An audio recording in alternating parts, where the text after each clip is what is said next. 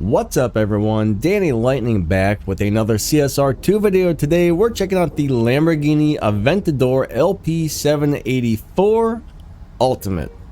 Alright, we're going to do a max tune and shift pattern on this car. Then we're going to come back with a stage 5 shift pattern and tune for this car. We'll see if we can find a really good low performance point high evo setup.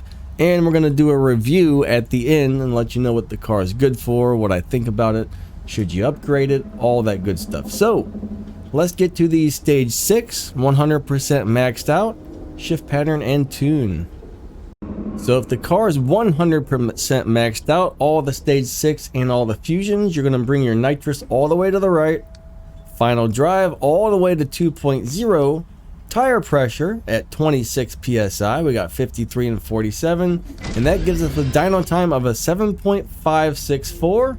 And I'm going to tell you, this is going to beat dyno by more than 0.2 of a second if you get a perfect run. So you'll want to let go of the gas just a little bit between number 2 and number 1 to launch. So here we go.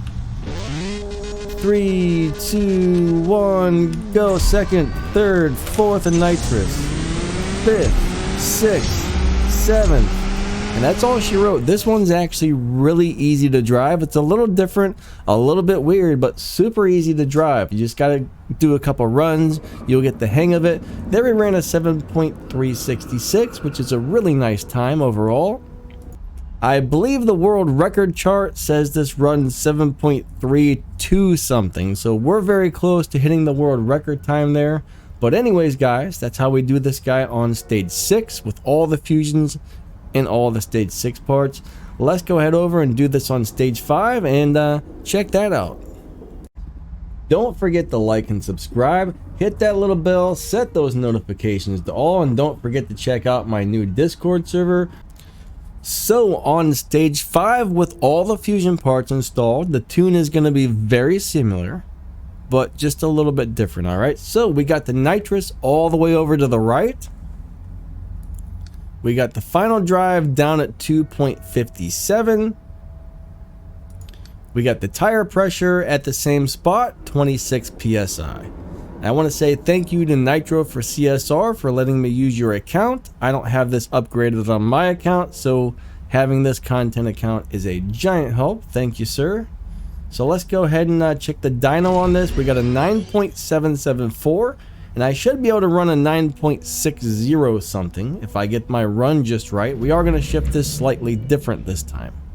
So we're going to drive this almost the exact same way, except for this time after we do the early shift into third, we're going to hit our nitrous, and we're not going to do the early shift in the fourth. All right, so that's the only difference, is we're skipping one early shift and hitting a nitrous on a gear earlier. All right, here we go. 3, 2, 1, go. Second, third nitrous, 4th, 5th, 6th, and 7th. And I feel like I kind of screwed up my start on that a little bit. Let's see what time we ran. We might have to rerun this because that felt a little weird for some reason. All right, there we got a 9.565. Actually, that's the fastest run I've gotten so far. So 9.565. with a dyno of 744. So that was a great run, actually. We got that one just right. So that's how you do it on stage 5, guys. Let's see if we can find a low performance point high evo tune for live racing. This will be a nice live racing car the way it is, but it will get pushed into the faster and faster lobbies. We want to find a lower upgrade setting with a lot higher evo is what we're going to look for. So let's see if we can do that now. Alright guys, this is going to be our live racing setup. This is pretty nice. We don't quite have 3 times more evo than performance points, but we got 643 and 1600 evo. So this is probably still going to do really good for live racing without having to beat the dyno, which means the car probably won't get pushed into the faster and faster lobbies when you can win live races without beating your dyno time.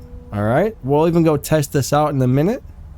So you want to put your engine to stock, which means no upgrades on the engine. Turbo, no upgrade. Stock. Intake, no upgrade. Stock. Nitrous on stage 3. body on stage 5, tires on stage 5, transmission on stage 5. Alright, so the 3 tunable parts are on stage 5. Then wait a second, no. 2 of the tunable parts, the tires and transmission, are stage 5. Body is on stage 5. Nitrous is another tunable part, but on stage 3. Everything else, stock. Alright, hopefully that made sense. Alright, so let's go ahead and live race this thing and see if it works. And then we're going to come back and do a review on this car. Alright, so unfortunately there's hardly anybody in the live racing lobbies, so we're going to go ahead and do this one live race and see what happens. Remember, we're not trying to beat our dyno time, we actually want to run slower than the dyno, so we're going to drive this differently. 3, 2, 1, go. Seconds. We'll do third and nitrous, fourth, fifth, sixth, seventh, and we're gonna probably slow down if we can. Alright, we're not gonna slow down, but we did win the live race. Let's see, we ran on 11.5. And remember, this account is not in a crew, so we're getting a lot less Evo points because we don't have the crew bonuses. But alright, we beat that guy. We ran on 11.5. It did really well so far. Unfortunately, there's just nobody in this lobby, so there's only like 2 guys in here that I have available to live race that aren't bots, which kind of messes things up. But well, now I'm the only person in here except for 1 bot, which isn't even a real person, so I'm pretty sure this is going to be a great live setup, guys. Oh, there's another real person. Let's see if we can challenge them. This is actually a good little live racing car, if I remember correctly. So if we get to race this guy, this should give us a good idea on how good this Aventador is actually going to do. Pretty sure that's a good live racer right there. I think that's an excellent one, if I remember correctly. 3, 2, 1, go. Second. Now, I don't know if I want to hit nitrous on second or third with this tune. I haven't really tested that out, but let's see what she runs. Can we do it? We did it. We're going to go ahead and slow down. All right, we downshifted as well to slow down because we do not want to beat our dyno time on this type of racing. All right, so we got him. Another really good race. I think this car is just going to be great for live on this lower performance point high Evo tune. Alright, so let's go ahead and do a little review on this car. It seems to be working out great so far. It's review time. So we're going to talk about what this car is good for and whether or not you should upgrade this. First off, this car should have no problem beating any of the Tempest races. You should be able to beat Tempest 1, Tempest 2, and Tempest 3 with this, as long as you get enough parts installed in it. This car is a natural dyno beater, so it's going to be great for all the daily races, any type of race that requires you to beat dyno, and it's even going to be good for live racing as a dyno beater, except for most of you guys know, when you live race and beat dyno, the car keeps getting pushed into faster and faster lobbies, and that's where that low performance point high Evo setup I just showed you comes in. You should be able to win the live races without beating the dyno time, meaning you won't get pushed. So you can do a dyno beating live racing setup, or you can use the other live racing setup where it's probably going to be amazing for live.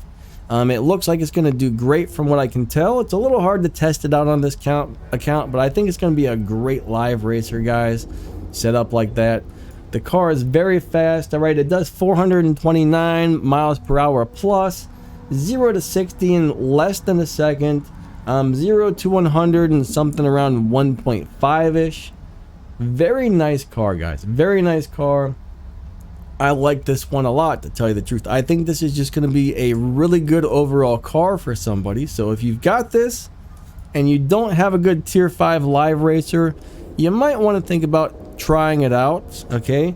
I'm guessing you'll probably have the same results as I did. You only got to upgrade a couple parts. That's one of the nice things about it. You don't have to upgrade every single part to stage 5 to make this good at live racing.